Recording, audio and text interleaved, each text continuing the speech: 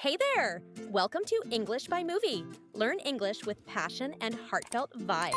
Let's make it fun.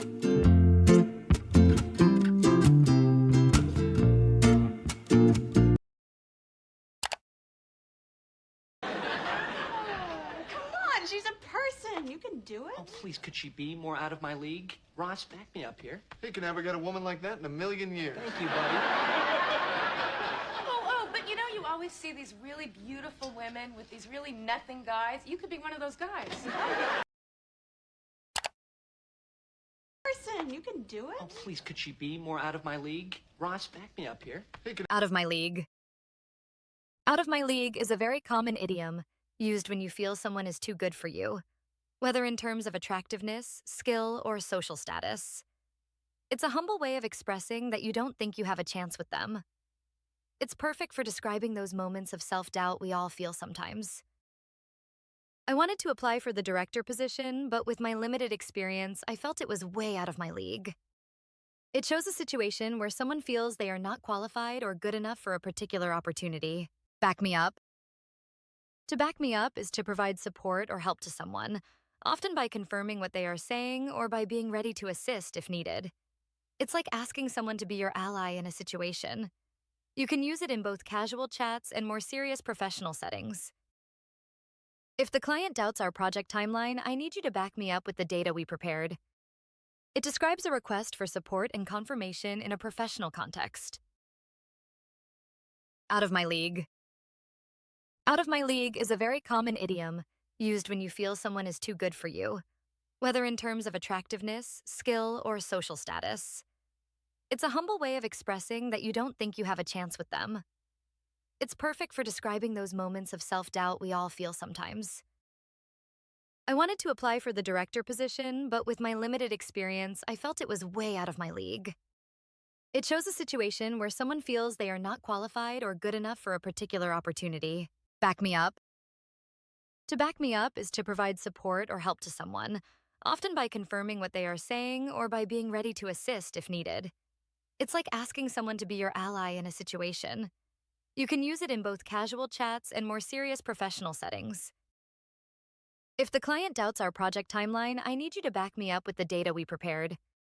It describes a request for support and confirmation in a professional context. But you know, you always see these really beautiful women with these really nothing guys. You Nothing guys.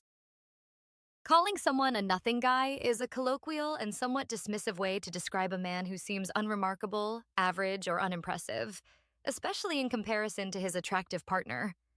It implies a sense of surprise that such a person could attract someone perceived as superior.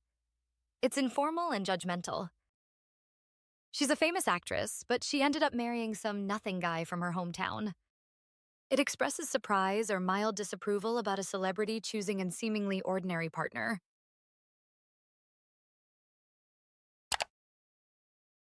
All right, once, I got on the subway, right? And it was at night.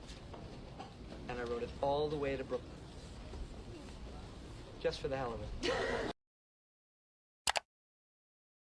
one of your stories. All right, once.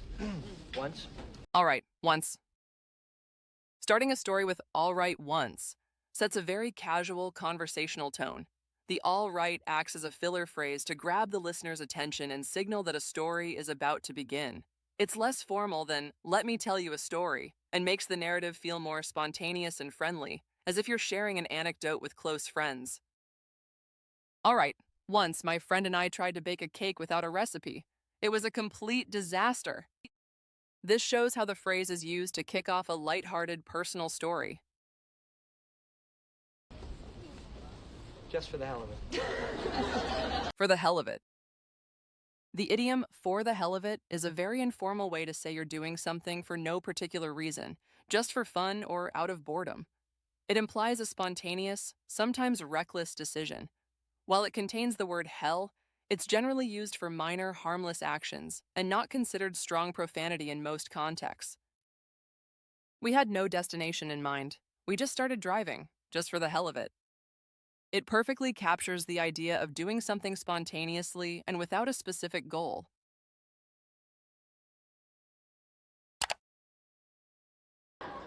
You know, I've done nothing but crappy plays for 6 years, and I finally get my shot, and I blow it. Wait a minute, maybe this wasn't your shot. Yeah, I think when it's your shot, you know it's your shot. Did it feel like your shot?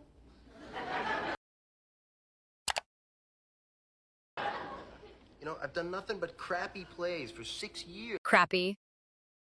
Crappy is an informal slang word that means very low quality, awful, or worthless. It's a step up from bad, but less intense than more vulgar words. You can use it to describe things, situations, or even how you feel. It's very common in casual, everyday conversation, but you should avoid it in formal or professional settings. I had a really crappy day at work. Everything that could go wrong did. It expresses a strong sense of disappointment or frustration with the situation. For 6 years, and I finally get my shot, and I blow it. Wait a minute, maybe. Get my shot, blow it. This sentence has two great idioms. Get your shot means to get an opportunity to do something important. On the other hand, to blow it means to completely ruin that opportunity or fail spectacularly. They are often used together to describe a situation with high stakes that ended in failure. She finally got her shot to lead the project, but she blew it by missing the first deadline. This example shows the cause and effect of getting an opportunity and then failing at it. Don't blow it. This is the only interview we have. It can also be used as a warning to someone not to ruin an important chance.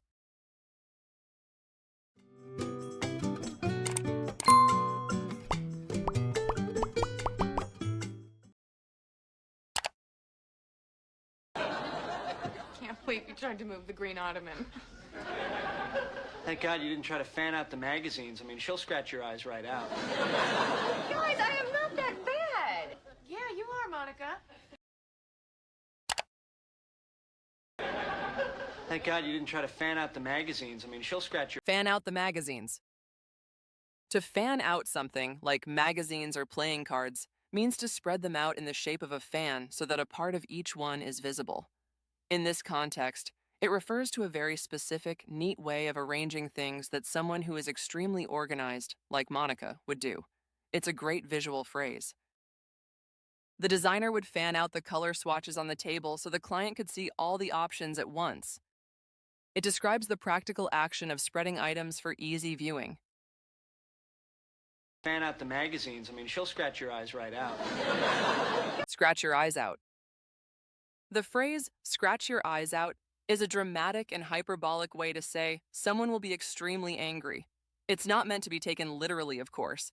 It's used to emphasize that a person will react with intense fury, often over something seemingly small that disrupts their sense of order or control. A very vivid way to warn someone. If you touch the thermostat in my dad's house, he'll scratch your eyes out. It humorously exaggerates someone's extreme anger over a minor issue.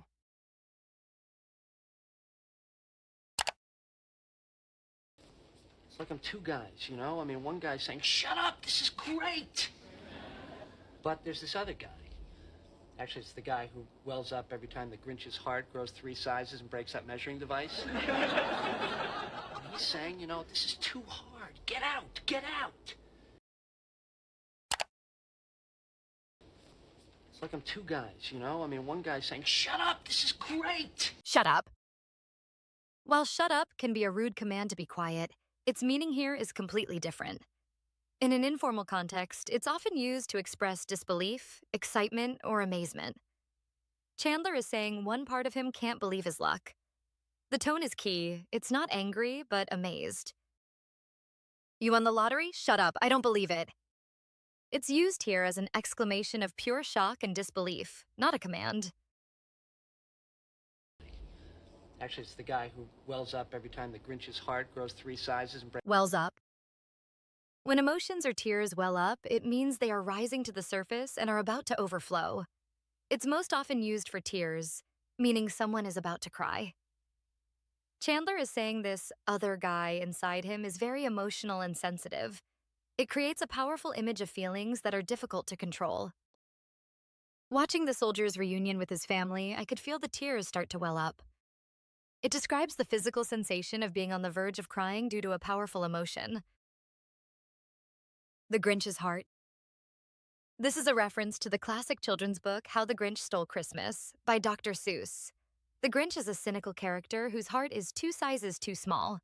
When he finally understands the true meaning of Christmas, his heart grows 3 sizes. This moment symbolizes a profound, heartwarming transformation from bitterness to love.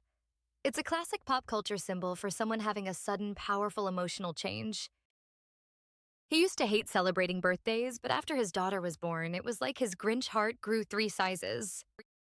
It shows how the reference is used to describe a person becoming more loving and joyful. He's saying, you know, this is too hard. Get out, get out. Get out. In this context, get out isn't a literal command for someone to leave a room. It represents an internal command, an inner voice urging him to escape an emotionally difficult or complicated situation. It's about self-preservation, a desperate plea from one part of himself to abandon the relationship before he gets hurt. My head knew the job was a great opportunity, but my gut was screaming, "Get out!" It illustrates an intuitive or emotional warning to leave a situation that feels wrong. Oh, it's terrific. It's you know, you deserve this after all your years of... Years of struggling. The phrase years of struggling is a strong collocation used to describe a long period of difficulty, hard work, and lack of success. Struggling on its own means having difficulty, but pairing it with years of emphasizes the immense duration and effort involved, making the eventual success seem even more deserved. After years of struggling, the small business finally became profitable. It highlights a long and difficult journey before achieving success. All your years of struggling, you've finally been able to crack your way into trouble. Crack your way into. To crack your way into something means to succeed in entering a field, profession, or group that is very difficult to get into. The word crack suggests breaking through a tough barrier. It's often used for competitive industries like show business or the art world. The tone here is a bit sarcastic, as the part is so small. It's notoriously difficult for new writers to crack their way into the publishing industry. It emphasizes the extreme difficulty of achieving success in a competitive field. Make jokes, I don't care. This is a big break for me. No. Big break. A big break is a sudden, important opportunity that can lead to fame and success, especially in the entertainment industry or one's career. It's considered a key moment that can change a person's life and career trajectory. It's the moment a struggling artist or professional has been waiting for. Getting that role in the hit TV show was the big break she needed to become a star. It describes a pivotal career opportunity that leads to significant success.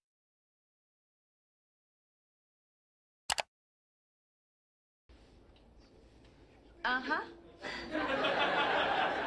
Really? Just casually strewn about in that reckless, haphazard manner? Doesn't matter. I'll get him tomorrow. Or not. Whenever.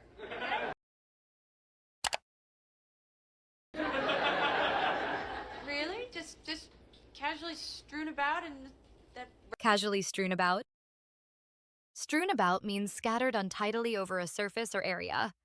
Adding the adverb casually emphasizes that this mess was made in a very relaxed, careless, and unconcerned way. This collocation creates a vivid picture of disorder that seems intentional in its carelessness, which is especially triggering for a neat person like Monica. Clothes from the week were casually strewn about his bedroom floor. It paints a clear picture of a messy room where items have been carelessly dropped. Strewn about in that reckless, haphazard manner? Reckless versus haphazard. Reckless and haphazard both describe a lack of care, but with a subtle difference. Haphazard implies a lack of order, plan, or organization. It's random and messy. Reckless implies a dangerous lack of concern for the consequences of one's actions. Here, Rachel uses both to humorously describe Monica's shoe placement as both messy and dangerously carefree. His notes were a haphazard collection of scribbles on napkins. This describes something that is disorganized and without structure. It was reckless of him to drive so fast on an icy road. This describes an action that is dangerous and ignores potential negative outcomes. Whenever. Whenever. Using whenever as a single word answer is a very casual, almost dismissive way to say at any time or it doesn't matter when. It implies a total lack of urgency or concern about when something will get done. For an organized person like Monica, this level of nonchalance is a form of psychological torture. Aina, when should I send you that email? Bia, whenever, no rush. It shows a relaxed and unconcerned attitude towards timing. Hope you learned something cool today with English by Movie. Hit like, subscribe for more, and let's chat in the comments. Don't miss what's coming next. Bye for now.